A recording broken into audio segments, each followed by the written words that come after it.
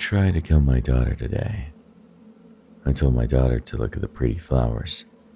She did, giggling, and I pulled out my handheld, stuck it in the back of her tiny head, and pulled the trigger. I wanted to cry, but that didn't feel sad. I wanted to feel sympathy like any other father, empathy, something. But I didn't feel anything, and I just felt empty. When I was a teenager, I unwillingly took part in an experiment that ruined my life. That is all I'm gonna say. After shooting my daughter dead, I buried her in the flowers she loved, daisies. My baby really loved daisies. Hours later, I was sitting on a bench in a park, trembling, my fingers wrapped around a coffee I didn't even want. The sky was blue, but it wouldn't be for long. There was no real breeze, nothing to relieve me from the sticky summer heat. 2 children had already disappeared in front of me. They were running around, laughing with ice cream cones, and then they were gone. A puddle of dessert stemming across scorching concrete. When an apple tree blinked out of existence, I pulled out a book, corked in my headphones, and began to read. Midway down the first page, my phone vibrated. "Sir, where are you?" The panicked voice slammed into me. "Your daughter." "Observing Allison," I said. But, your daughter." I ended the call before Allison could shoo me out. I ignored the butterfly changing color in front of me. The cat sliced in two that continued walking, spilling scarlet lumps. Poor thing. I wanted to end its misery, like I want to end so many others. But I was stuck. When I moved towards the cat, it slowly bled into nothing. I was so tired. Halfway through my book, I wasn't really paying attention to. A voice pulled me from momentary peace. "You've found your baby, sir." I was half expecting it, but part of me wanted to hope that blowing my daughter's brains out would be enough. Maybe that was why Allison sounded so scared. Maybe it was code red. Lifting my head, I found myself face to face with Amir's 8-year-old son. Jasper Carrington's eyes were bright with excitement, though I wasn't sure I could call it his excitement. Behind him were his 3 partners in crime, Peter, Evelyn, and Sonny.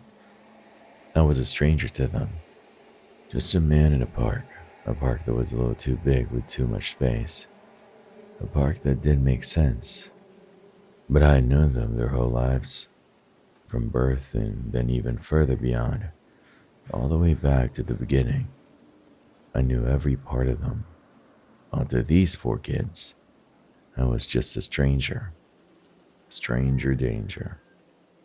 In Jasper's arms was my little girl, and I had to pretend to be happy, pretend to jump up and grab her, cradling my daughter. My mistake to my chest. But I wasn't smiling. Even holding her in my arms, I failed to carve my lips into happiness. I was a bad father. But she was a very bad daughter. I found it hard to hold her, wrap my arms around her like she was mine. "You don't seem very happy," Evelyn spoke up, folding her arms. I wasn't sure if they were her words, but I wanted them to be. I took a sobering moment to wonder if she was coming loose, maybe very slowly. No, I am happy." I forced a laugh. "Thank you for, finding my baby." In my arms, my daughter's smile was sweet, and the children giggled and cooed at her. "She's so cute." Sonny waved at my baby, ruffling my daughter's hair. Her gaze found mine, and I struggled to make eye contact. "What's her name?" "Mirren," I said. Sonny's eyes widened. "Mirren, that's a pretty name." Part of me wanted to scoff, but then I remembered they were just little kids. They had zero idea and didn't deserve to have an idea. Not just yet. Slipping my hand in my pocket, I pulled out my wallet and handed out $20 each. But to my surprise, the kids shook their heads and backed away. We're good, the mayor's son grinned, and my stomach twisted. We just do this for fun, he said, backing away. We're happy we found your baby. Peter nodded. Can you tell others about us? He asked. Tell them that we'll find anything. I nodded quickly. Right, I said. Like real detectives, Evelyn said, jumping up and down. We're going to solve crimes and find evil murderers. Peter joined in. I felt nauseous, my legs starting to give way. In my arms, my little girl giggled, babbling. I watched the kid stop abruptly. Evelyn froze in midair. The mayor's son turned back to me, his head twisting all the way around, smile widening. I stayed stock still, reminding myself this was normal. If the kid started to cry, then it wouldn't be normal. Actually, Jasper Carrington's expression contorted, his eyes spinning around, and my daughter laughed harder, squealing. He went limp, and I felt her tugging him back and forth. His eyes blinked open and closed. I could tell my daughter was proving a point. We actually take donations. No, we don't, Sonny hissed, hitting him. Yes, we do.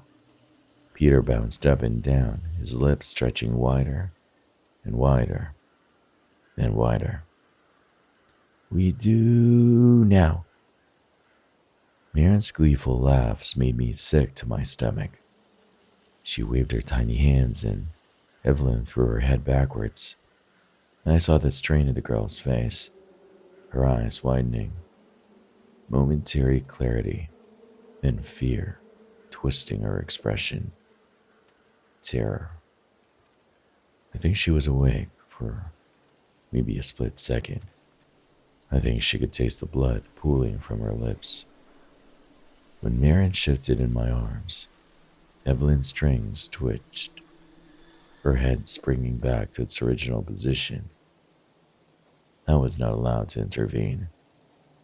If I did, bad things would happen. No matter how hard I wanted to save them, I had to stay stoic. I had to remember my promise. So, maintaining my smile, I handed the kids their cash and watched them run away, bleeding into the collapsing town around us, where only they would exist. I pretended not to see the strings wrapped around the exposed spines, elevating their heads, entangling every part of them. The writhing, almost sentient threads were everywhere, suffocating their blood, entangled around bones, organs, every thought, every inch of their existence, dragging them further and further through an expanding park that would never stop growing. I held my daughter tighter, resisting the urge to snap her tiny neck. I loved her. I hated her. She was my mistake, and I was terrified of my sweet, sweet Maren.